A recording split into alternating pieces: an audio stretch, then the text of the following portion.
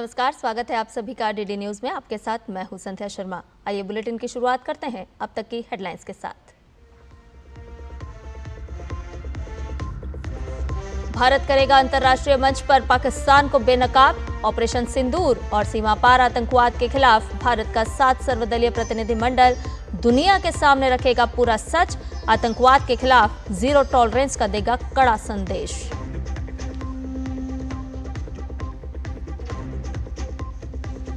पाकिस्तान का बड़ा कबूलनामा। पीएम शहबाज शरीफ ने मानी नूर खान एयरबेस पर भारत के हमले की बात। बैलिस्टिक मिसाइल दागे जाने की बात स्वीकारी।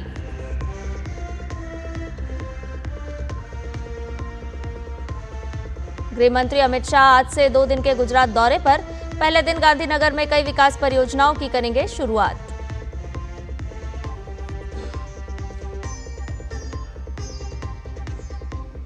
अमेरिका में ट्रंप को दोहरा झटका, बढ़ते कर्ज और ब्याज के कारण। मूडीज ने घटाई अमेरिका की रेटिंग। टैक्स बिल पास कराने में भी विफल रहे रिपब्लिकन।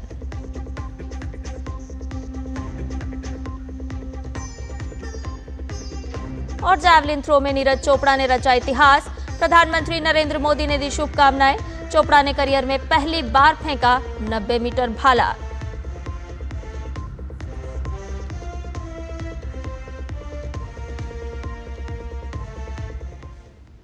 और आइए सभी खबरों को जान लेते हैं विस्तार से। ऑपरेशन सिंदूर और सीमा पार आतंकवाद के खिलाफ भारत की निरंतर लड़ाई जारी है। अब भारत अंतर्राष्ट्रीय मंच पर पाकिस्तान को बेनकाब करेगा। इस सिलसिले में सर्वदलीय प्रतिनिधिमंडल के सदस्य इस महीने के अंत में संयुक्त राष्ट्र सुरक्षा परिषद के सदस्यों सहित प्रमुख साझेदार देशों का दौरा करेंगे।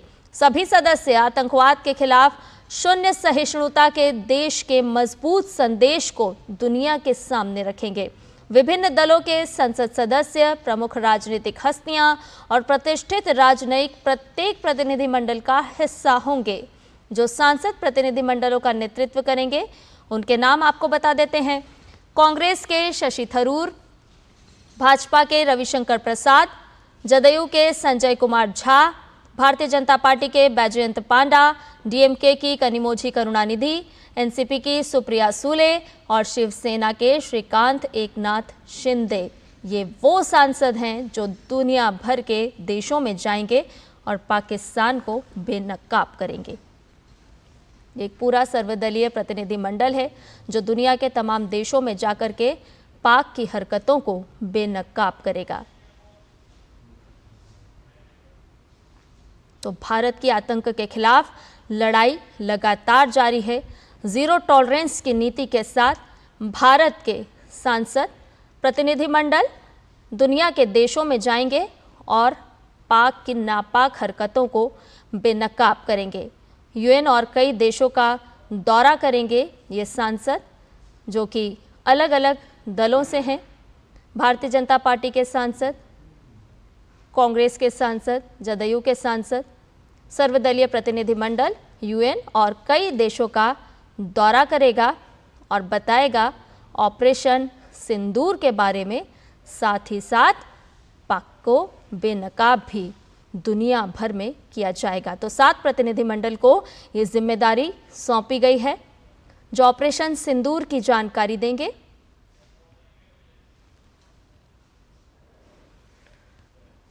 और ज़्यादा जानकारी के साथ हमारे सहयोगी संवाददाता अखिलेश सुमन हमारे साथ जुड़ गए हैं। अखिलेश, सबसे पहले तो आपसे यही जानना चाहेंगे कि दुनिया के सामने बेनकाब किया जाएगा पाकिस्तान को। ऑपरेशन सिंदूर के बारे में भी जानकारी दी जाएगी और साथ ही साथ जिन 7 प्रतिनिधियों का मंडल जो है, वो नाम जो सामने आए हैं, वो पूरी दुनिया के सामने बताएंगे पाक की नापाक हरकतों को भी।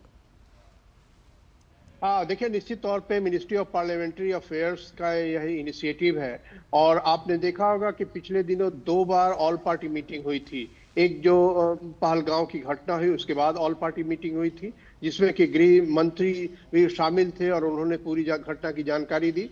दूसरी बार जब ऑपरेशन सिंदूर हुआ उसके बाद भी एक ऑल पार्टी मीटिंग हुई और उस ऑल पार्टी मीटिंग में भी सारे दलों को इस बात की जानकारी दी गई कि किस तरह से ऑपरेशन हुआ और किस तरह से आतंकवादी जो अड्डे थे पाकिस्तान के अंदर उन्हें नष्ट किया गया। लेकिन इसके साथ साथ भारत ने संयुक्त राष्ट्र सुरक्षा परिषद में जो प्रस्ताव आया उसमें जो सुरक्षा परिषद के जो देश थे उनसे भी बात की। उसके अलावा जो अन्य देश है, जो महत्वपूर्ण देश है, तकरीबन 70 देशों से या तो विदेश मंत्री एस जयशंकर खुद या विदेश सचिव विक्रम मिश्री, उन्होंने बात की दिल्ली में। तो निश्चित तौर पे एक हमारी बड़ी राजनयिक पहल थी और एक बड़ी राजनीतिक पहल थी, और दुनिया को यह दिखाना था कि जो सीमा पार आतंकवाद है, सीमा पार आतंकवाद के मसले पे भारत में कोई विभाजन नहीं है, कोई राजनीतिक विभाजन नहीं है। और इसीलिए राजनीतिक दलों की ही बैठक हुई, राजनयिकों से भी हमने बैठक की। लेकिन अब जब उस के जवाब के बाद ऑपरेशन सिंदूर के तहत जब हमारी कार्रवाई हो रही थी, उस समय पाकिस्तान ने जो हरकतें की कि हमारे सैनिक अड्डों पे उन्होंने हमला करने की कोशिश की और नागरिक ठिकानों पे हमला किया, जिसमें कि कई नागरिकों की मौत भी हुई। तो यह बात जो है दुनिया को बताना जरूरी है कि जो सुरक्षा परिषद द्वारा जो नामित जो आतंकवादी हैं, उन आतंकवादियों के खिलाफ हमने कार्रवाई की थी, और उसमें सारे जो दुनिया के देश हैं, उन सारे दुनिया के देशों की बाध्यता है कि सुरक्षा परिषद के उस जो वांछित आतंकवादी है उसके खिलाफ कार्रवाई में मदद करें। लेकिन पाकिस्तान ने उसे मदद करने की बजाय उसमें अड़ंगा डालने की कोशिश की।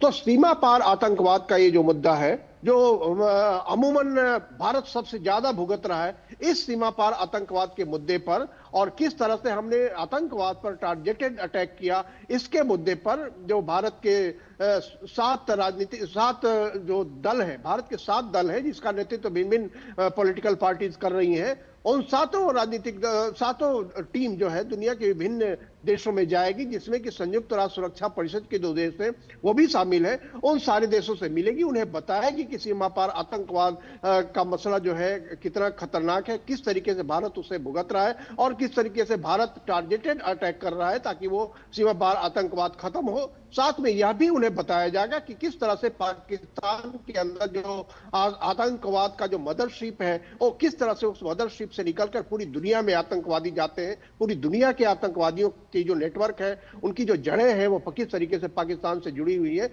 और किस तरह से भारत एक ऐसे तरीके से उसको खत्म करने की कोशिश कर रहा है जिसमें कि पाकिस्तान के नागरिकों को कोई क्षति न पहुंचे। तो ये सारी बातें दुनिया के देशों को बताने का एक बहुत ही बड़ा राजनयिक प्रयास है। जी संध्या। अखिलेश, भारत के इस कदम को कूटनीतिक लिहाज से भी समझना बहुत ही महत्वपूर्ण हो जाता है, क्योंकि जिस तरह से ये प्रतिनिधि मंडल जो है सर्वदलीय वो जाएगा, तमाम देशों में बात करेगा और बताएगा कि किस तरह से भारत की तरफ से ऑपरेशन सिंदूर चलाया गया और किस तरह से पाकिस्तान की तरफ से बात कही गई, एक झूठ, एक फेक नैरेटिव गढ़ा गया, वो सारी तमाम बातें कही जाएगी। लेकिन यहाँ पर यह भी समझना बहुत ही महत्वपूर्ण हो जाता है कि भारत की तरफ से ये जो कदम उठाया गया है, इसके आगे चल करके क्या कुछ बड़े मायने और क्या कुछ एक बड़ा संदेश पूरी दुनिया में निकल करके आएगा। देखिए, इसके बड़े मायने हैं और एक इसका मैसेजिंग भी बहुत महत्वपूर्ण है, इस रूप में कि भारत दुनिया का एकमात्र ऐसा देश है जो कि टारगेटेड अटैक करता है आतंकवादी ठिकानों पे दूसरे देश के अंदर, और एकमात्र ऐसा देश है जो दुनिया को अपने तरफ से जो कार्रवाई हो रही है आतंकवाद के खिलाफ की जा रही है उसके बारे में दुनिया के देशों को ब्रीफ करता है, एक बार नहीं, 2 बार, और अब तीसरी बार दुनिया के देशों में अपना प्रतिनिधि मंडल भेजने की जो बात है, यह भी एक भारत का एक यूनिक इनिशिएटिव है जो दुनिया के किसी देश ने अभी तक नहीं लिया है, कि इस मामले पे, आतंकवाद जैसी मामले पे पूरे दुनिया के लोगों को, दुनिया के देशों को, उनकी सरकारों को ये इस बात के लिए सेंसिटाइज करना कि अब आप हाथ धर कर बैठे रहेंगे पॉलिटिकल इक्वेशंस को ठीक करने के लिए, तो उससे काम नहीं चलेगा। एक डिसिसिव एक्शन, एक डिसिसिव लड़ाई लड़नी पड़ेगी पूरी दुनिया को, जिससे कि आतंकवाद जो पूरी दुनिया के विकास में, पूरी दुनिया जब एआई की तरफ बढ़ रही, उसमें आतंकवादी जो है उनके हाथों में एआई जैसी तकनीक न लगे, उनके हाथों में कोई इनोवेटिव मॉडर्न टेक्नोलॉजी न चली जाए। इन सारी चीजों पर दुनिया को ध्यान रखना होगा, क्योंकि ये जब चीजें आतंकवादियों के हाथ में जाती है तो उनका खतरा जो है और उनकी ताकत कई गुना बढ़ जाती है। तो इससे पूरी दुनिया को सचेत रहना होगा। और भारत आतंकवाद का तो शिकार रहा ही है, दुनिया के कई विकसित देश आतंकवाद के शिकार हुए हैं, अमेरिका से लेकर जापान से लेकर जर्मनी से लेकर फ्रांस से लेकर ब्रिटेन, सभी देश तकरीबन आतंकवाद के शिकार कभी न कभी हुए हैं। तो किसी भी रूप में उन आतंकवादियों को समर्थन करना या आतंकवादियों को पालने पोसने वाले देश का समर्थन करना कितना खतरनाक हो सकता है, ये सारी बातें इस प्रतिनिधिमंडल द्वारा दुनिया के देशों को बताया जाएगा। संध्या। अखिलेश, एक बात और भी निकल करके आ रही है। कल हमने भी सुना कि रक्षा मंत्री राजनाथ सिंह ने साफ तौर पर कहा कि ऑपरेशन सिंदूर अभी खत्म नहीं हुआ है। इस बात से भी एक बड़ा संदेश सामने आ रहा है, क्योंकि भारत ने जीरो टॉलरेंस की जो नीति की बात कही है वो हर मोर्चे पर, हर मंच पर साफ तौर पर नजर आ रही है, और उसी कड़ी में लगातार भारत की तरफ से कड़े और बड़े कदम उठाए जा रहे हैं। देखिए, ऑपरेशन सिंदूर अब भारत की कह सकते हैं कि आतंकवाद के खिलाफ जो रणनीति है उसका एक हिस्सा बन चुकी है। और एक जो पहलगांव की घटना थी वो एक प्रतीक है कि किस तरह से आतंकवादी निहत्थे लोगों को भी नहीं छोड़ते, निहत्थे लोगों पर भी हमला करने में वो पीछे नहीं हटते। तो इतना दुर्दांत और इतना निर्दयी है उन आतंकवादियों की पूरी कार्रवाई। तो अब माना यह जा रहा है कि देखिए, अब प्रॉक्सी वार की जो पहले थी कि आतंकवादी जो है, पाकिस्तान जो है प्रॉक्सी वार आतंकवादियों के थ्रू कराता है, तो उस प्रॉक्सी वार के खिलाफ अब भारत लगातार कह सकते हैं कि लगातार काम करता रहेगा। और ऑपरेशन सिंदूर की जो सततता है कि ऑपरेशन सिंदूर अभी जारी है, वो खत्म नहीं हुआ है। तो अगर कभी कोई और आतंकवादी हमला हुआ तो उसके खिलाफ कदम उठाए जाएंगे और आतंकवादियों के ठिकाने की पूरी जानकारी लगातार ली जाएगी, उनके खिलाफ रणनीतियां बनाती रही जाएगी, पुख्ता की जाएगी, ताकि अगर कभी ऐसी स्थिति आए तो उनके खिलाफ एक बार फिर से कार्रवाई की जाए और जो बचा खुचा उसका जो अवशेष है उस अवशेष को भी खत्म किया जा सके। संध्या। अखिलेश, एक बात तो साफ निकल करके आ रही है, जिस तरफ से एक फेक नैरेटिव गढ़ने का काम पाकिस्तान की तरफ से लगातार किया जा रहा था ऑपरेशन सिंदूर के दौरान, हमने लगातार देखा कि फेक वीडियो किस तरह से वायरल किए जा रहे थे। हालांकि भारत ने इस मोर्चे पर भी मुंहतोड़ जवाब देने में कोई कमी, कोई कसर नहीं छोड़ी। यहां पर यह भी देखना बहुत ही महत्वपूर्ण हो जाता है कि भारत जिस तरह से लगातार कार्रवाई कर रहा है, मुंहतोड़ जवाब दे रहा है। प्रधानमंत्री नरेंद्र मोदी ने साफ तौर पर कहा था कि मिट्टी में मिला देंगे, तो हर मोर्चे पर हम देख भी रहे हैं कि मिट्टी में मिलता हुआ पाक का नापाक इरादा नजर आ रहा है। ऐसे में आज भी हमने देखा कि शहबाज शरीफ अब उस झूठ का खुद ही पर्दाफाश करते हुए नजर आ रहे हैं और खुद ही स्वीकार कर रहे हैं कि भारतीय सेना की तरफ से किस तरह से कार्रवाई की गई। देखिए, शहबाज शरीफ या पाकिस्तान की जो भी असैनिक सत्ता है उसको दो तरीके का संकट झेलना पड़ता है लगातार। भले ही वो चुने हुए प्रधानमंत्री हो, लेकिन पाकिस्तान की असली सत्ता सैनिक शासकों के हाथ में होती है, जो आर्मी चीफ होता है उसके हाथ में होती है। और पाकिस्तान एकमात्र दुनिया का ऐसा देश है जहां आर्मी चीफ और प्रधानमंत्री अगल बगल कुर्सियों पर बैठते हैं। तो आर्मी चीफ नहीं मानते कि पाकिस्तान की सत्ता का जो प्रमुख है वो प्रधानमंत्री है। इसलिए शहबाज शरीफ को एक न एक दिन अपने ही देश के जो सेना के प्रमुख हैं, उनके झूठे दावे का पर्दाफाश करना जरूरी था। तो एक तो यह बात निश्चित तौर पे शहबाज शरीफ यह बात कबूल करके कह रहे हैं कि कोशिश ये कर रहे हैं कि हमारी जो सेना थी, हमारी सेना परास्त हुई है, यह कहने की कोशिश कर रहे हैं। तो इससे आगे वाले दिनों में असीम मुनीर का क्या होगा, इस बात पे भी लोगों के कयास लग रहे हैं कि क्या आगे आने वाले दिनों में जो वर्तमान सेना अध्यक्ष है पाकिस्तान के।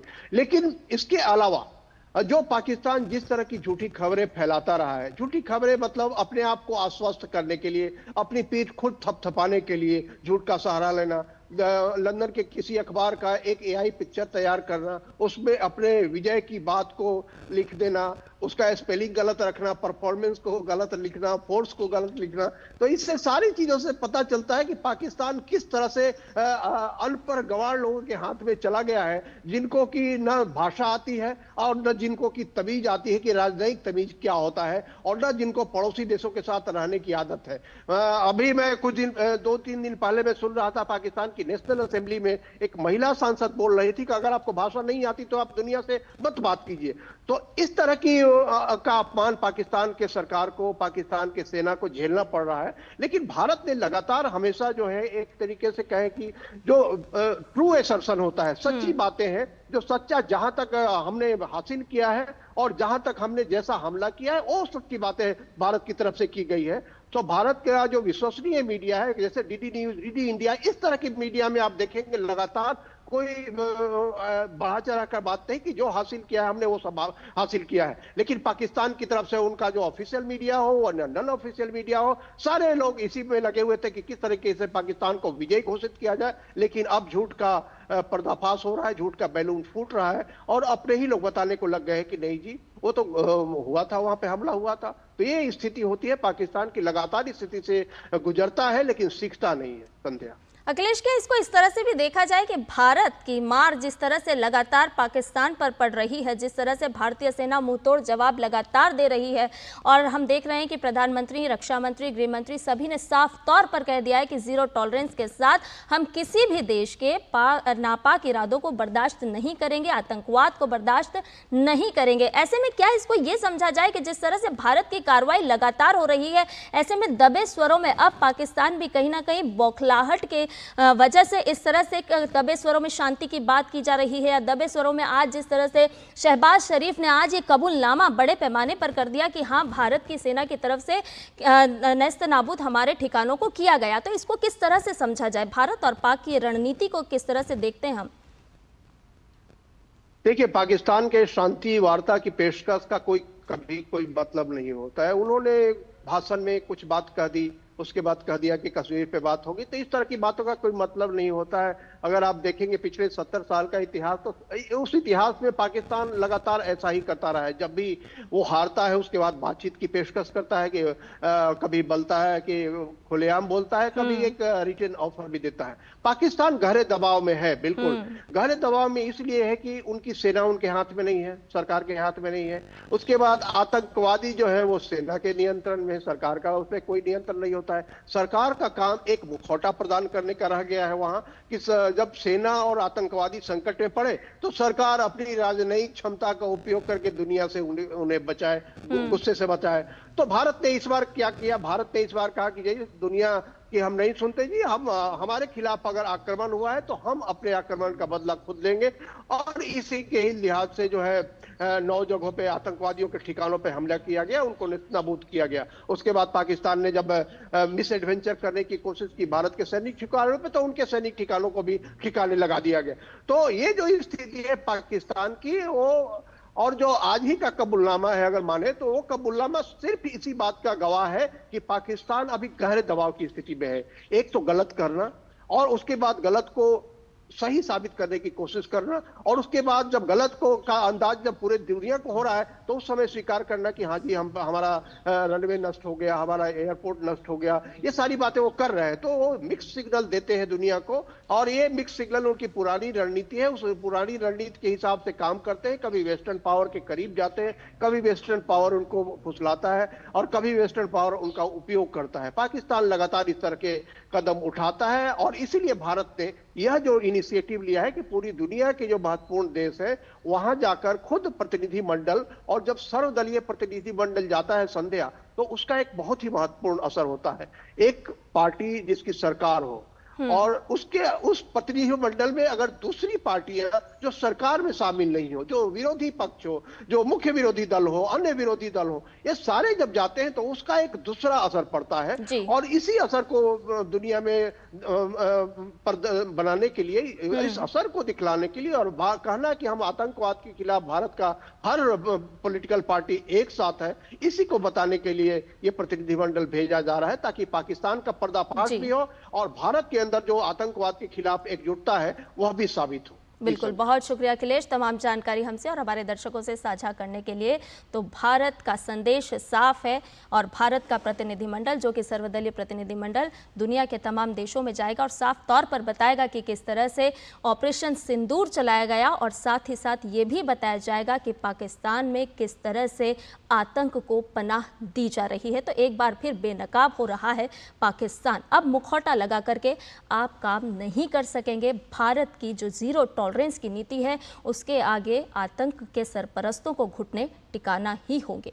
खबरों में बढ़ते हैं आगे। आपको बता दें कि भाजपा सांसद प्रवीण खंडेलवाल ने इसका स्वागत करते हुए कहा कि ये भारत का बहुत बड़ा कूटनीतिक फैसला है। उन्होंने कहा कि भारत को दुनिया में जो पूर्ण समर्थन मिल रहा है, इससे वो और भी आगे बढ़ेगा। एक बहुत बड़ा कूटनीतिक फैसला है। हम इस फैसले की सराहना करते हैं। क्योंकि जब सांसद और जिम्मेदार लोग अन्य देशों में जाएंगे और वहाँ के लोगों को बताएंगे कि वास्तविकता क्या है और भारत ने क्यों कदम उठाए, तो विश्व मंच पर भारत को पूर्ण रूप से समर्थन मिल भी रहा है और मजबूत समर्थन मिलेगा। और बुलेटिन में खबरें अभी और भी हैं, लेकिन फिलहाल रुक रहे हैं एक छोटे से ब्रेक के लिए, जल्द हाजिर होंगे।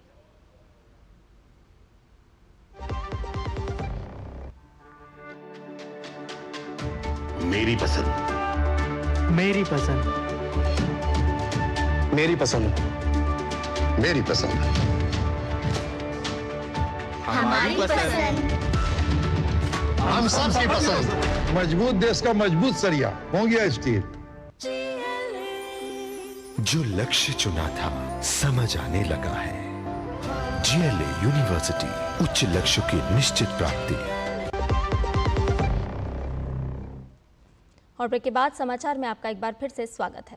परिश्रम ही सफलता की कुंजी है। बचपन से ही ये सीख हम सभी सुनते आए हैं, लेकिन इस सीख को जीवन में उतारकर सीबीएसई की 12वीं की परीक्षा में 500 में से 499 अंक हासिल कर देश में ह्यूमैनिटीज़ में टॉप करने वाली गाजियाबाद की छात्रा श्लोका उपाध्याय को मिला उनकी मेहनत का परिणाम, जिन्होंने अपनी मेहनत और लगन से न केवल अपने सपनों को साकार किया बल्कि पूरे देश को प्रेरित भी किया। हमारी सहयोगी ममता चोपड़ा के साथ पॉडकास्ट में अपनी इस उपलब्धि पर श्लोका का कहना है कि यह उपलब्धि परिवार और शिक्षकों के सहयोग के बिना संभव नहीं थी।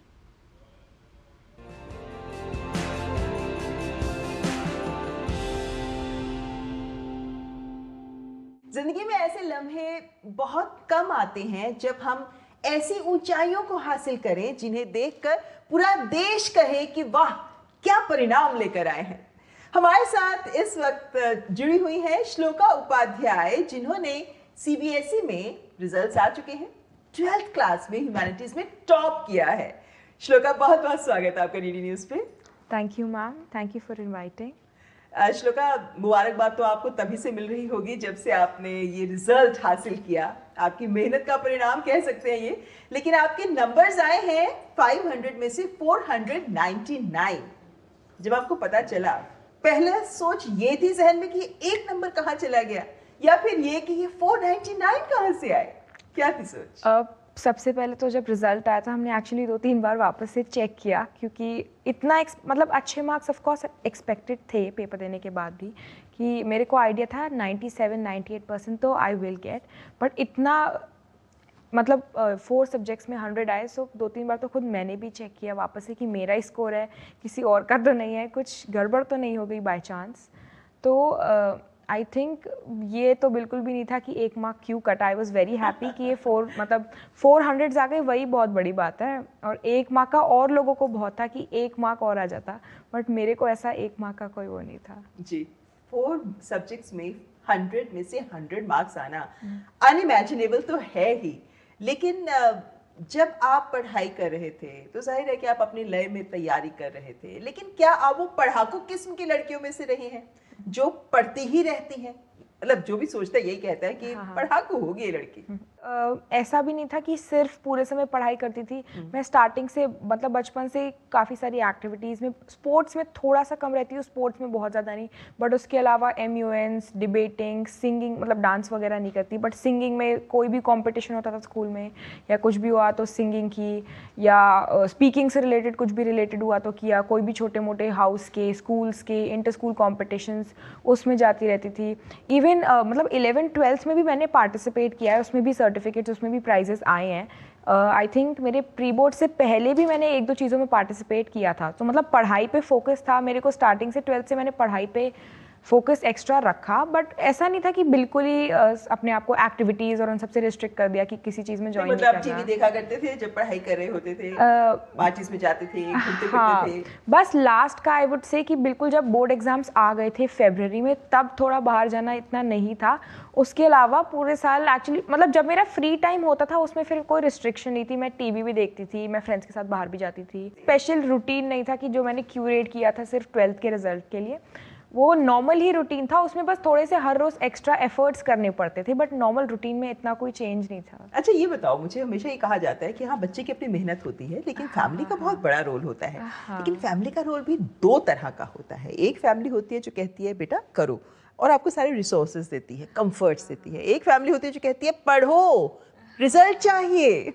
आपकी फैमिली ने किस तरह आपको सपोर्ट किया? मैं तो कहूँगी कि मेरी फैमिली तो आई थिंक फर्स्ट उसकी है, मतलब मेरे पेरेंट्स बचपन से ही, चाहे मैं हूँ चाहे मेरा ब्रदर हो, सबके लिए बहुत सपोर्टिव है।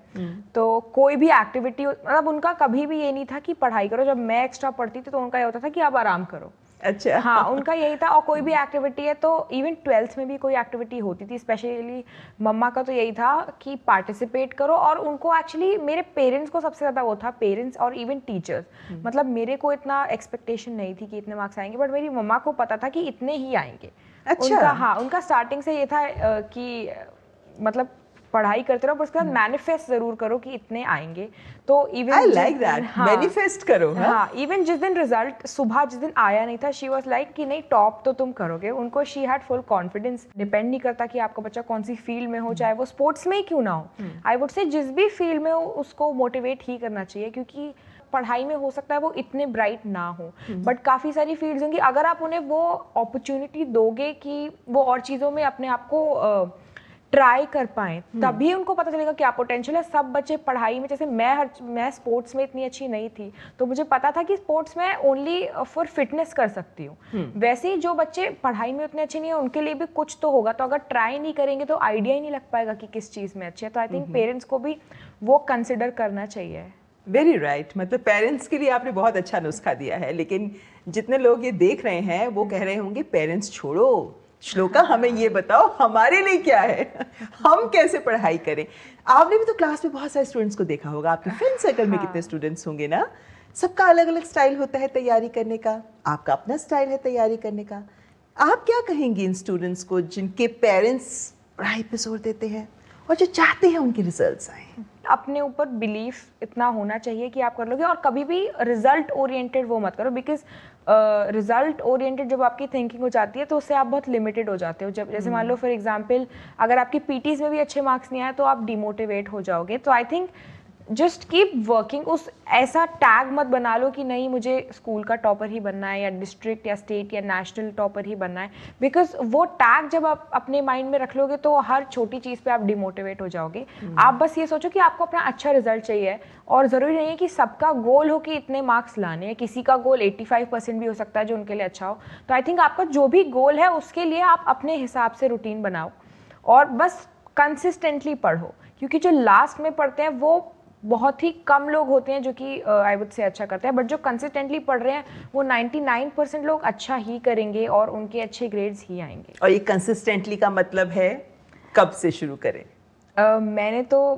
मैं ऑनेस्टली जब मेरी 10th फिनिश हुई थी मेरे को 11th से पता था। जैसे बहुत बच्चे होते हैं 10th फिनिश होने के बाद 11th में बहुत लेड बैक एटीट्यूड होता है थोड़ा सा, क्योंकि 10th के बोर्ड एग्जाम्स फिनिश होते हैं तो ऑलरेडी ये होता है कि चलो अब स्ट्रीम ली है, स्पेशली जब क्योंकि साइंस में तो आई थिंक कोचिंग वगैरह स्टार्ट हो जाती है, बट कॉमर्स या ह्यूमैनिटीज़ ऐसी स्ट्रीम्स में काफ़ी बच्चे कोचिंग नहीं लेते, तो उनका थोड़ा सा रिलैक्स्ड एटीट्यूड होता है कि 11th से या 12th से दे फील लाइक कि हो जाएगा इजीली। तो अगर आपका एक्चुअली में वो गोल है कि आपको अच्छे मार्क्स लाने हैं तो 11th में भी थोड़ा सा एक्स्ट्रा एफर्ट्स करो, और अगर आपने 11th में नहीं किया तो 12th से स्टार्टिंग से प्लीज़ भी मतलब हर रोज़ थोड़ा पढ़ो। ऐसा नहीं था कि मैं क्या कहते हैं हर रोज़, जैसे कि काफ़ी सारे टॉपर्स बोलते हैं 8-9 घंटे, ऐसा नहीं पढ़ती थी। हाँ। मेरी अटेंडेंस बहुत रेगुलर थी, तो मेरी आई थिंक 90% स्कूल में अटेंडेंस थी इवन इन 12th। तो मैं हर रोज़ स्कूल जाती थी और मतलब घर आके रेस्ट किया, और आई वुड से हर रोज़ 2-3 घंटे मैं पढ़ती थी। ऐसा नहीं था कि 8-9 घंटे। लास्ट में ऑफ कोर्स जब बोर्ड एग्जाम्स चल रहे थे तब पूरा दिन सभी पढ़ते हैं, तो उस टाइम पे तो मैं भी पूरा दिन ही पढ़ती थी। आपने भी कभी ट्यूशंस ली हैं अपने करियर में? मैंने as a ऐसी student? कभी मतलब बचपन से आई थिंक बस 10th में मैथ्स के लिए, बिकॉज मेरी मैथ्स वीक थी, तो 10th was the first and the last time जो मैंने कोचिंग ली थी। उससे पहले भी कभी नहीं ली, क्योंकि मतलब 10th तक तो मेरी मम्मा ही पढ़ाती थी घर पे हम लोगों को। आई थिंक मम्मा ही थी जो कि वो सब हेल्प करती थी। और प्लस टीचर्स थी। आई फील है कि मतलब साइंस स्ट्रीम के लिए इट्स अ डिफरेंट थिंग, क्योंकि आप अलग कॉम्पिटिटिव एग्जाम्स की तैयारी कर रहे हो, वो स्कूल आपको उसके लिए प्रिपेयर नहीं करता। तो कोचिंग उसके लिए तो आई थिंक वो तो शायद लेनी पड़ती है। बट कॉमर्स या जो भी आपका सीबीएसई या बोर्ड एग्जाम के लिए आई फील लाइक कि किसी कोचिंग की नीड नहीं होनी चाहिए। आपको नहीं लगी कोचिंग की जरूरत और आपने नहीं ली कोचिंग, हाँ, है ना? बिना कोचिंग के आपने कंट्री में टॉप किया है। This is such a big achievement I should say. आपकी इंस्पिरेशन पापा रहे, मम्मी रहे? Mummy papa I would say collective effort है, क्योंकि मम्मी पापा का बहुत सपोर्ट था, इवन मेरे टीचर्स काफ़ी ज़्यादा सपोर्टिव थे। तो उसके चक्कर में जो स्कोर था जो कि 97 98 भी हो सकता था, वो आई थिंक वो बूस्ट इसी चक्कर में हुआ है क्योंकि इतना ज़्यादा सपोर्ट था। आप इस सपोर्ट की वजह से बहुत कुछ अचीव कर पाए। एंड में जाते जाते लाइफ में क्या गोल है आपका? हर एक का अपना अलग बड़े बड़े लक्ष्य लेकर लोग चलते हैं। आपका क्या गोल है? अभी तो आई थिंक अभी नेक्स्ट वीक से मेरे सीयूईटी के एग्ज़ाम्स हैं, तो पहले तो वो करने हैं। उसके अलावा फ्यूचर में मेरा यही गोल है, मेरे को सिविल सर्विसेज की प्रिपरेशन स्टार्ट करनी है। आई थिंक ग्रेजुएशन जैसे मेरी स्टार्ट होगी उसी पे रिसर्च चालू हो जाएगी। लेकिन सिविल सर्विसेज ही क्यों? सिविल्स आई वुड से कि एक्चुअली बहुत सारे बच्चे तो इनको डॉक्टर इंजीनियर बनना होता है, तो बचपन से मुझे कोई ऐसा वो था ही नहीं। आई वुड से एक गवर्नमेंट सर्वेंट की ना एक फील अलग होती है। I think when you go for private services that is a different thing, और गवर्नमेंट सर्विसेज के साथ एक monetary is a different thing, वो शायद उतना नहीं होता गवर्नमेंट सर्विसेज में, बट एक अमाउंट ऑफ रिस्पेक्ट या जो आपको सोसाइटी से, आप सोसाइटी को गिव बैक करते हो, या एक अमाउंट ऑफ अप्रिसिएशन जो आपको सोसाइटी से मिलती है, आई फील उसी के लिए एक वो था। और प्लस पेरेंट्स को भी यही था कि हाँ जो भी चीज़ है उसमें दे विल सपोर्ट, तो इस चक्कर में जी। तो यानी यहाँ पे श्लोका आपकी सारी बातें सुनकर हम ये ज़रूर कह सकते हैं कि जो आपने मंत्र दिया कि निरंतर मेहनत करते रहिए, ये बहुत इंपॉर्टेंट है। और आप जो बात कर रही हैं, इतनी ज्ञानवर्धक बातें आपने बोली हैं, जिसमें मुझे लगता है कि आपने जो पढ़ाई अभी तक की है वो किताबी पढ़ाई बिल्कुल नहीं थी, आपने उससे बहुत ज्ञान भी हासिल किया जो आपके शब्दों में भी झलकता है। हमारी तरफ से आपको ढेरों शुभकामनाएं आपके भविष्य के लिए। All the best to you Shloka, and congratulations once again. Thank you. देखिए हमारे साथ श्लोका उपाध्याय, जिन्होंने पूरे देश में सीबीएसई के 12th एग्जाम्स में ह्यूमैनिटीज में टॉप किया है। एक प्रेरणा है आज ये तमाम छात्रों के लिए, लेकिन ये प्रेरणा हर उस अभिभावक के लिए भी है जिनके लिए ये एक सबक जरूर है कि अपने बच्चों को उड़ने के लिए खुला आसमान दें।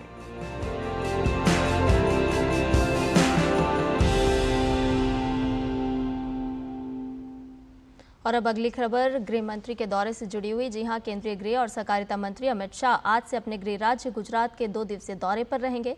इस दौरान वो आज गांधीनगर में कई परियोजनाओं का उद्घाटन और शिलान्यास करेंगे।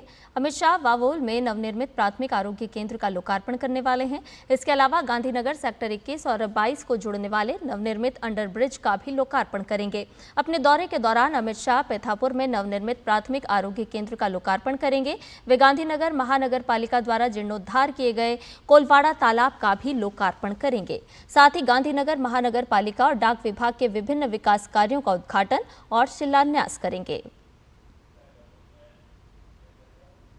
और एआईएमआईएम चीफ असदुद्दीन ओवैसी ने हज यात्रियों से एक खास अपील की है। असदुद्दीन ओवैसी ने कहा है कि भारत को ताकतवर बनाने और दहशतगर्दों के खात्मे के लिए दुआ करें। हमारा वतन है जिसके बारे में हदीस शरीफ में आया है कि इमाम हाकिम ने अपनी किताब में लिखा, हज़रत अली से रिवायत है कि अल्लाह के रसूल सल्लल्लाहु अलैहि वसल्लम ने फरमाया कि मुझे हिंद से ठंडी हवा आती है, कि मुझे हिंद से ठंडी हवा आती है। तो इसीलिए किसी शायर मशरिक़ ने कहा था कि मीर अरब को जहाँ से ठंडी हवा आई वही मेरा वतन है, वही मेरा वतन है। अगली खबर जम्मू कश्मीर से, जहां राज्य की जांच एजेंसी बड़ी कार्रवाई कर रही है। एसआईए ने सोपोर, बारामूला, हंदवाड़ा, गंदेरबल और श्रीनगर के कई इलाकों में छापे मारे हैं। सूत्रों के अनुसार ये छापेमारी क्षेत्र में संदिग्ध आतंकी गतिविधियों के खिलाफ की जा रही है। इससे पहले 11 मई को एसआईए ने दक्षिण कश्मीर में 20 स्थानों पर छापे मारे थे।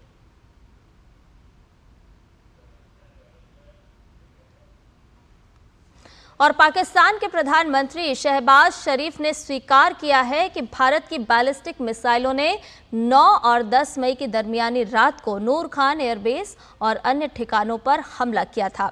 शहबाज शरीफ का ये कबूलनामा भारतीय सैन्य कार्रवाई के मामले में पाकिस्तान के सामान्य इनकार के रुख के विपरीत है। शरीफ ने कहा कि सेना प्रमुख जनरल आसिम मुनीर ने उन्हें हमलों की सूचना देने के लिए रात करीब 2:30 बजे फोन किया था। पाकिस्तानी पीएम ने स्वीकार किया कि भारत की बैलिस्टिक मिसाइल नूर खान एयरबेस और कुछ अन्य इलाकों पर गिरी हैं। साथ ही पाकिस्तान के पीएम ने चीनी लड़ाकू विमानों पर अत्याधुनिक गैजेट और तकनीक के इस्तेमाल की बात भी स्वीकारी है। शहबाज शरीफ ने कहा कि पाकिस्तानी वायुसेना ने स्वदेशी तकनीक के साथ साथ चीनी लड़ाकू विमानों पर आधुनिक गैजेट और तकनीक का भी इस्तेमाल किया। पाकिस्तानी पीएम का ये कबूलनामा शुक्रवार को पाकिस्तान स्मारक पर आयोजित एक समारोह को संबोधित करने के दौरान आया है।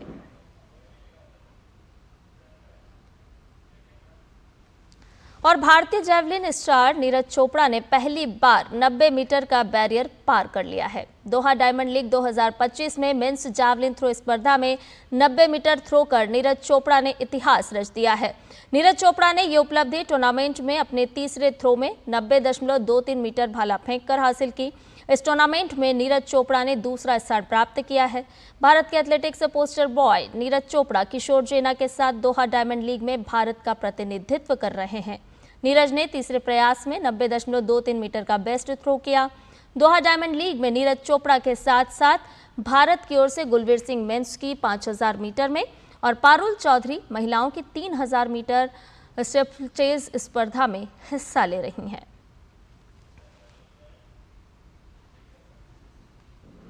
वहीं प्रधानमंत्री नरेंद्र मोदी ने नीरज चोपड़ा को बधाई दी है। उन्होंने एक्स पर लिखा कि शानदार उपलब्धि।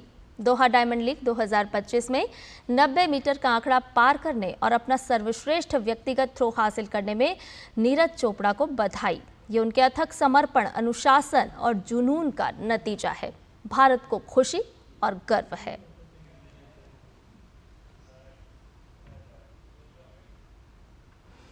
और ज़्यादा जानकारी के साथ हमारे सहयोगी संवाददाता नारायण हमारे साथ जुड़ गए हैं। नारायण, सभी की निगाह टिकी थी नीरज चोपड़ा के प्रदर्शन पर और नीरज ने आखिर वो कर दिखाया जिस पर सभी को विश्वास था। प्रधानमंत्री नरेंद्र मोदी ने भी शुभकामनाएं प्रेषित की हैं।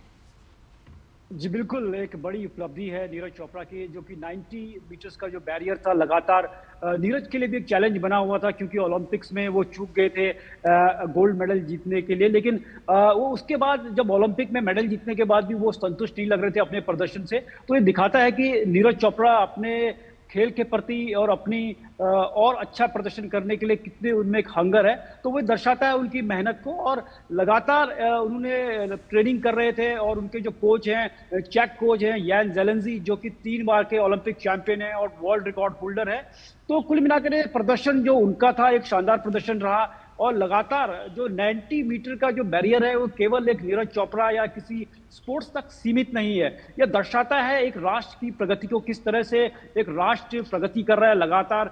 जब कोई भी राष्ट्र अगर वो चाहे वो इकोनॉमिक फ्रंट पे हो, टेक्नोलॉजी के क्षेत्र में हो, डिफेंस के क्षेत्र में प्रगति करता है, तो एक डेवलपमेंट और डेवलप्ड जो लगातार आगे बढ़ रहा है वो देश, उसके एक और क्षेत्रों में जो उसका प्रदर्शन होता है वो सीधे रूप से अनुपातिक होता है, डायरेक्टली प्रोपोर्शनल होता है।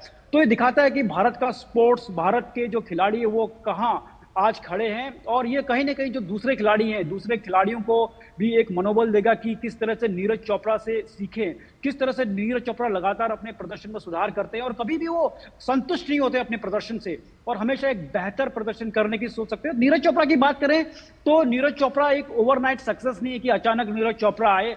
जो हमारी अभी जो खेल नीतियां हैं भारत सरकार की, जो एक सिस्टम है, जो किस तरह की इनिशिएटिव भारत सरकार ने ले रखे, तो नीरज चोपड़ा उसके एक बाय प्रोडक्ट हैं। तो उसी प्रोडक्ट से, उसी स्कीम से, उसी जो भारत सरकार ने स्कीम्स रखी हैं, उसी का फल है कि आज नीरज चोपड़ा जैसे खिलाड़ी हमारे देश में हैं। प्रधानमंत्री नरेंद्र मोदी की बात करें तो लगातार खिलाड़ियों से संवाद करते रहते हैं, चाहे वो जब किसी भी बड़े इवेंट के लिए जाते हैं, वहां से आते हैं, जो मेडल जीते हैं तब भी उनसे संवाद करते हैं और वो जब कभी हारते हैं तब भी वो उनके साथ रहते हैं और उनको एनकरेज करते हैं। जब राष्ट्र में एक ऐसा माहौल हो, देश में एक ऐसा माहौल हो, लगातार जो हमारे एथलीट हो उनको लगातार एक फाइनेंशियली नहीं, एक इंफ्रास्ट्रक्चर की रूप में नहीं, उनको हर तरह से इमोशनल सपोर्ट भी मिलता है, तब जाके ऐसे प्रदर्शन होते हैं। और जो 90 मीटर का उन्होंने जो थ्रो किया है, वाकई में वो 25वें जैवलिन थ्रोवर विश्व में बन चुके हैं जो 90 मीटर के क्लब में शामिल हो चुके हैं। और ये दर्शाता है कि किस तरह से भारत लगातार हर क्षेत्र में, चाहे वो खेल का क्षेत्र हो चाहे अन्य क्षेत्र हो, अपनी जो प्रभुत्ता है जो विश्व पे मानचित्र पे लगातार छोड़ रहा है। और कहीं ना कहीं हम मानते हैं कि आने वाले समय में लगातार नीरज चोपड़ा इससे बेहतर प्रदर्शन करेंगे, क्योंकि अब उनकी नजर सिर्फ डायमंड लीग या अन्य जो मुकाबले नहीं है, उनको लगातार जो अगला ओलंपिक है उन पर उनकी नजर होगी। जो गोल्ड मेडल उन्होंने टोक्यो में जीता था, उसी गोल्ड मेडल पे उनकी नजर जो अगले ओलंपिक्स है उन पर उनकी नजर होगी। नारायण, देखिए डायमंड लीग में भारत का जो हीरा है वो तो चमक ही रहा है और उसकी चमक जो है वो पूरी दुनिया देख भी रही है। ऐसे में ये भी देखना बहुत ही महत्वपूर्ण हो जाता है कि नीरज के लिए आगे किस तरह के कदम होंगे, कौन कौन से आगे ऐसी लीग होने वाली है जिसमें वो अपना और भी बेहतर प्रदर्शन करते हुए नजर आएंगे और इस उपलब्धि को जो है और आगे बढ़ाएंगे और बरकरार रखते हुए नजर आएंगे। जी, नीरज चोपड़ा एक ऐसे खिलाड़ी है जिन्होंने जो भी मेडल हो, चाहे वर्ल्ड चैंपियनशिप का हो, ओलंपिक गोल्ड हो, डायमंड लीग का गोल्ड हो, उन्होंने हर गोल्ड मेडल जीता है। तो अब लगातार उनको वही है जो अपना पहले प्रदर्शन उन्होंने किया उसकी पुनरावृत्ति करनी है, उसको दोहराना है। और मेरे ख्याल से वो पूरा फोकस उनका ओलंपिक्स जो कि एलए में होने वाले उन ओलंपिक्स पर उनकी नजर होगी, क्योंकि पिछले ओलंपिक में जो कि पेरिस में हुए थे वहाँ वो गोल्ड मेडल जीतने से चूक गए थे, वहाँ भी उन्होंने बेहतर थ्रो किए थे। लेकिन वो चाहेंगे कि वो ओलंपिक में दोबारा देश के लिए गोल्ड मेडल जीतें। और वर्ल्ड चैंपियनशिप में जो सबसे सर्वश्रेष्ठ एक कह सकते हैं इवेंट होता है ट्रैक एंड फील्ड का, उसके वो करंट चैंपियन है, तो उसको तो रिटेन करने की सोचेंगे, क्योंकि और चैलेंज बहुत बढ़ गया है। जिस तरह से वेबर ने कर 91.06 का थ्रो फेंका, तो कहीं ना कहीं नीरज थोड़े से वहां पर लगा कि गोल्ड मेडल जीतने ही वाले थे। अंतिम थ्रो में वेबर ने 91 मीटर से ऊपर का थ्रो फेंक कर वो कहीं ना कहीं नीरज चोपड़ा को जो गोल्ड मेडल जीतना था उससे वो चूक गए। तो उनकी प्रदर्शन यही कोशिश होगी कि अपने प्रदर्शन को और बेहतर करें, और जो 90 मीटर का उन्होंने क्रॉस किया इसको और बेहतर करके 91, 92 और 93 तक ले जाए। नीरज चोपड़ा में बहुत क्षमता है, हम जानते हैं, और जो वो सोच लेते हैं वो करके दिखाते हैं। उन्होंने हाल फिलहाल में जब भी उन्होंने किसी भी टूर्नामेंट में जीता है, कोई चाहे डायमंड लीग हो, चाहे वर्ल्ड चैंपियनशिप हो, चाहे एशियन गेम्स हो, हर जगह उन्होंने अपनी धाक जमाई है। और कुल मिलाकर हम कह सकते हैं कि जो नीरज चोपड़ा का भाला है आने वाले समय में कई अन्य बड़े बड़े टूर्नामेंट में भी कमाल करेगी। बिल्कुल, भारत की तरफ से नीरज जब भाला फेंकेंगे तो पूरी दुनिया जरूर देखेगी। बहुत बहुत शुक्रिया नारायण, तमाम जानकारी हमसे साझा करने के लिए। और अब बात तिरंगा यात्रा की।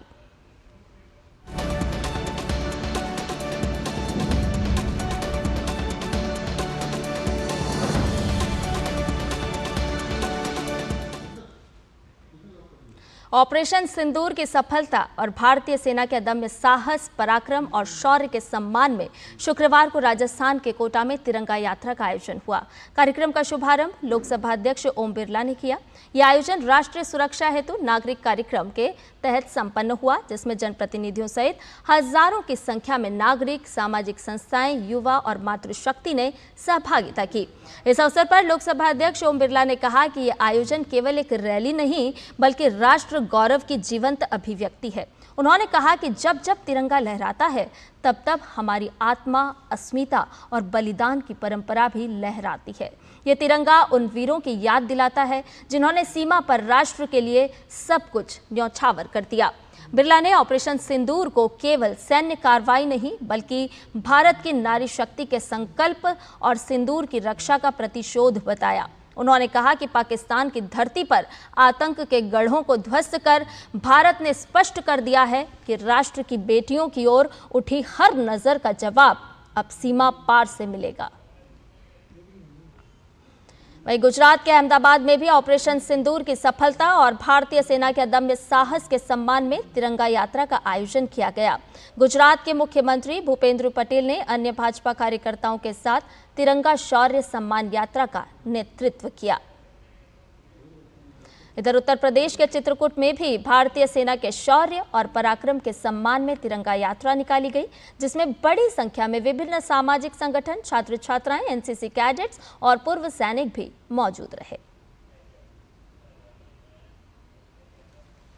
उत्तराखंड के हल्द्वानी में भी ऑपरेशन सिंदूर की सफलता को लेकर तिरंगा यात्रा निकाली गई। राज्य के मुख्यमंत्री पुष्कर सिंह धामी भी यात्रा में शामिल हुए। इस दौरान लोगों में जबरदस्त उत्साह नजर आया।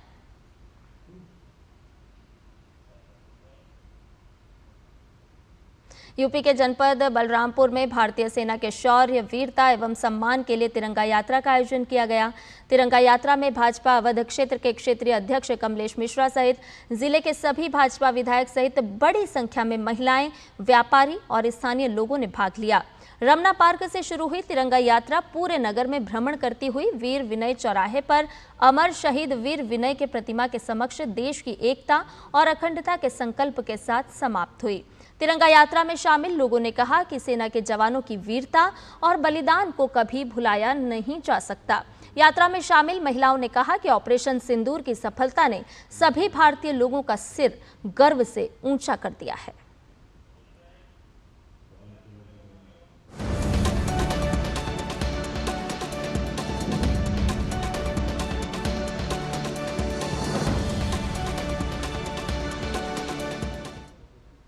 बुलेटिन में खबरें और भी है, लेकिन फिलहाल रुकने एक छोटे से ब्रेक के लिए जल्द हाजिर होंगे।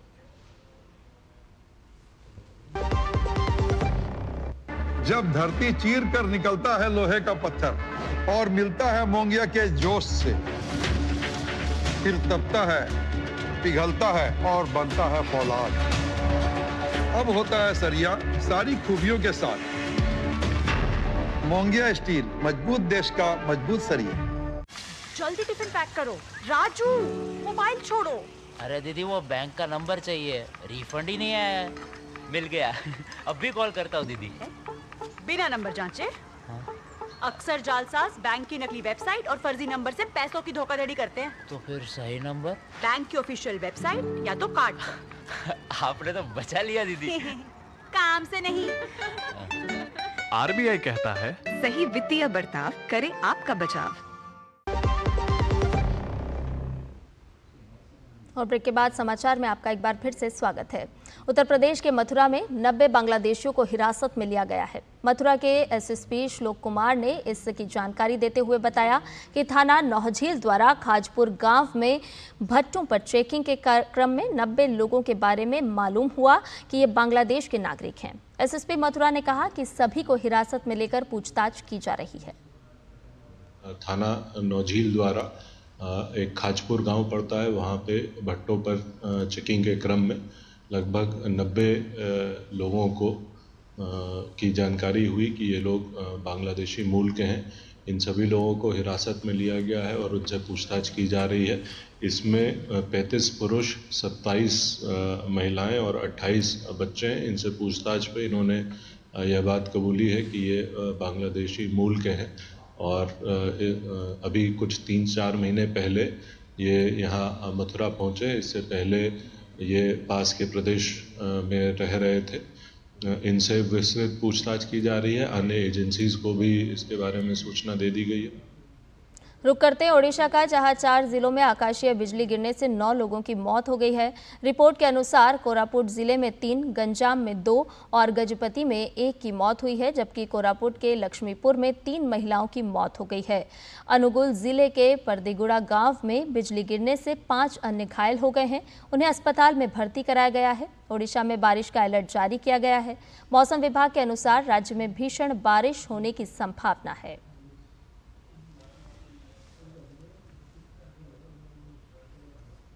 केंद्रीय पर्यावरण, वन एवं जलवायु परिवर्तन मंत्री भूपेंद्र यादव ने नेपाल के काठमांडू में आयोजित सागरमाथा संवाद के उद्घाटन सत्र में भारत का प्रतिनिधित्व किया। इस उच्च स्तरीय वैश्विक संवाद का विषय था जलवायु परिवर्तन, पर्वत और मानवता का भविष्य।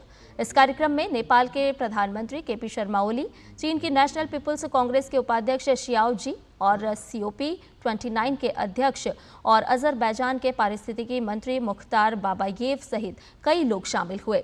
सागरमाथा संवाद सम्मेलन को संबोधित करते हुए भूपेंद्र यादव ने वैश्विक जलवायु कार्रवाई के लिए भारत की अटूट प्रतिबद्धता और हिमालय और अन्य पर्वतीय पारिस्थितिकी तंत्रों की सुरक्षा के लिए सहयोगी प्रयासों की आवश्यकता पर जोर दिया।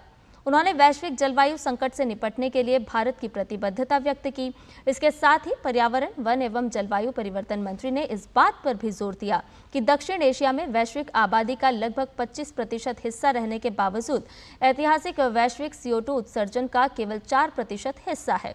साथ ही उन्होंने सागरमाथा संवाद की मेजबानी के लिए नेपाल की सराहना भी की।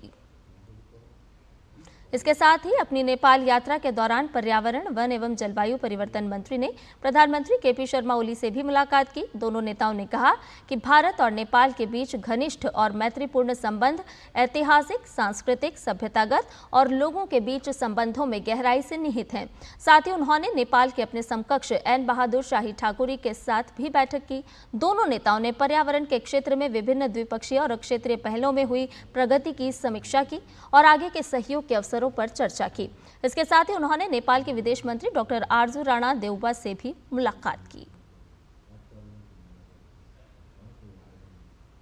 मूडीज ने बढ़ते कर्ज और ब्याज के कारण अमेरिका की सॉवरेन क्रेडिट रेटिंग घटा दी है। विश्व की 3 प्रमुख क्रेडिट रेटिंग एजेंसियों में से एक मूडीज इन्वेस्टर सर्विस यानी मूडीज ने अमेरिका की क्रेडिट रेटिंग को AAA से घटाकर AA1 कर दिया है।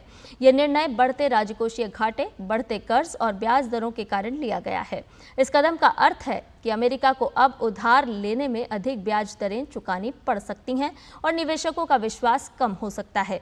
दूसरी ओर रिपब्लिकन को टैक्स बिल पास कराने में भी विफलता का सामना करना पड़ा है। हाउस रिपब्लिकन शुक्रवार को बजट समिति के माध्यम से कर छूट और खर्च में कटौती के अपने बड़े पैकेज को आगे बढ़ाने में नाकाम रही। 16 के मुकाबले 21 मतों से टैक्स बिल को मुंह की खानी पड़ी। बजट समिति रविवार को फिर से प्रयास करने के लिए बैठक करने की योजना बना रही है। भारतीय ग्रैंड मास्टर आर प्रज्ञानानंदा ने एक बार फिर इतिहास रच दिया है। आर प्रज्ञानानंदा ने रोमानिया में सुपर बेट शतरंज क्लासिक टूर्नामेंट अपने नाम कर लिया है। प्रज्ञानानंदा वाचियर लाग्रीव और अलिरजा फिरोजा नौदौर के बाद 5.5 अंक लेकर बराबरी पर थे, जिससे विजेता का फैसला त्रिकोणीय टाई ब्रेकर से हुआ। टाई ब्रेकर में पहले 2 बाजियां ड्रॉ रहने के बाद प्रज्ञानानंदा ने तीसरी बाजी और खिताब जीत लिया। प्रज्ञानानंदा ने अपनी जीत के बाद इसे अविश्वसनीय अनुभव बताया। अब ग्रैंड शतरंज टूर का अगला टूर्नामेंट सुपर यूनाइटेड रैपिड और ब्लिट्ज 1 जुलाई से क्रोएशिया में खेला जाएगा।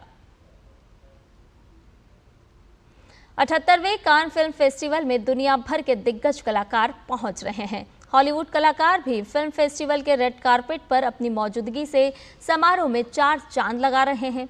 हॉलीवुड फिल्मों के कलाकार Angelina Jolie, Kristen Stewart, Natalie Portman और जोएल एजर्टन रेड ने दुनिया भर से आए लोगों का ध्यान अपनी ओर खींचा।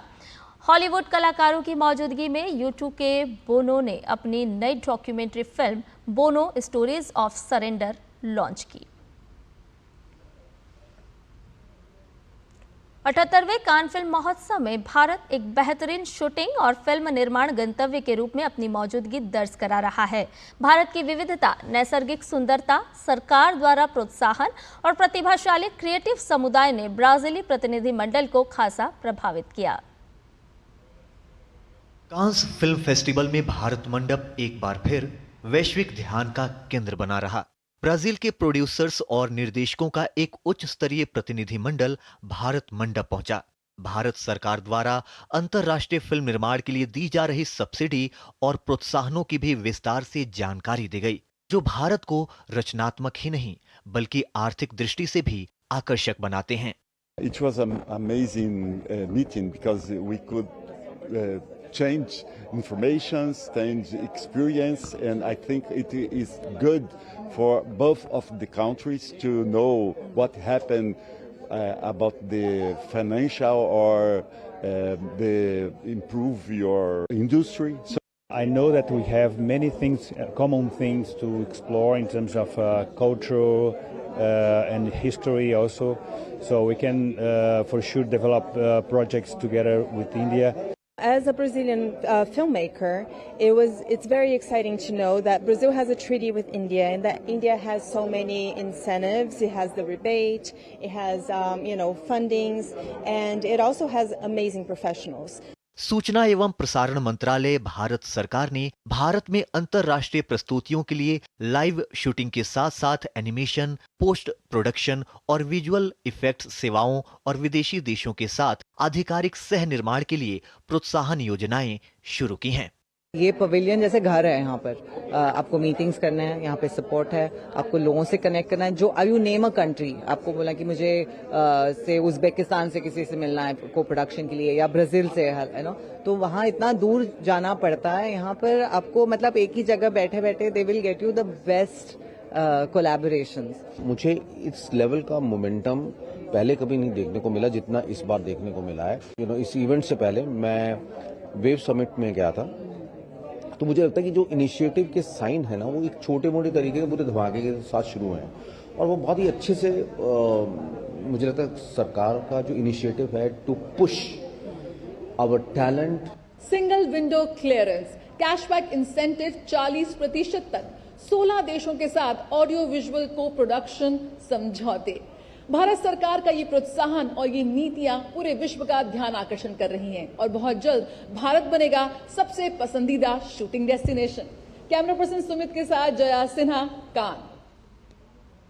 और जरा सोचिए, अगर एक सुबह पूरे देश की बिजली सप्लाई ठप हो जाए, ट्रेनें रुक जाएं, मोबाइल नेटवर्क ठप हो जाए और अस्पतालों के सिस्टम फ्रीज हो जाएं, तो किसी भी देश की सीमाओं की सुरक्षा जितनी जरूरी है, ठीक उतनी ही जरूरी है देश के क्रिटिकल इंफ्रास्ट्रक्चर की सुरक्षा भी, जिस पर घात लगाने की फिराक में बैठे हैं दुश्मन देश, जिसके लिए वो सहारा ले रहे हैं साइबर हैकर्स का।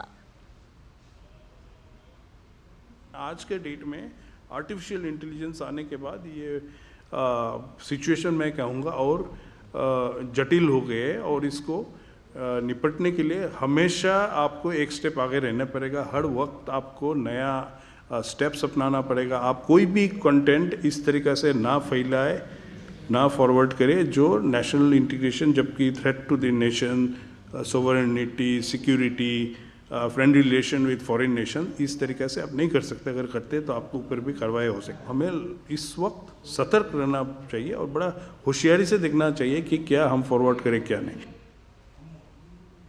पहलगाम हमले के बाद भारत पर 15 लाख से ज्यादा साइबर अटैक के प्रयास हो चुके हैं, जो कि भारत के डिजिटल सुरक्षा और क्रिटिकल इंफ्रास्ट्रक्चर के लिए बहुत बड़ा खतरा है। क्या आपको पता है कि इतने संवेदनशील समय में देश की डिजिटल सुरक्षा के प्रति क्या है आपकी जिम्मेदारी? तो जानने के लिए देखिए साइबर अलर्ट आज रात 9 बजे सिर्फ डीडी न्यूज पर। साइबर अलर्ट में इस बार होगी बात देश की सुरक्षा से जुड़े साइबर पहलू की, क्रिटिकल इंफ्रास्ट्रक्चर जिन पर लगातार हो रहे हैं हमले। साइबर सिक्योरिटी इज ए की एलिमेंट ऑफ नेशनल सिक्योरिटी। एक मिनट का अंदर कुछ लाखों अटेम्प्ट्स होते हैं, हमारे DRDO नेटवर्क्स होते हैं, डिफेंस की नेटवर्क, पावर नेटवर्क, सब में। और समाचार में फिलहाल इतना ही। मुझे दीजिए अनुमति। नमस्कार।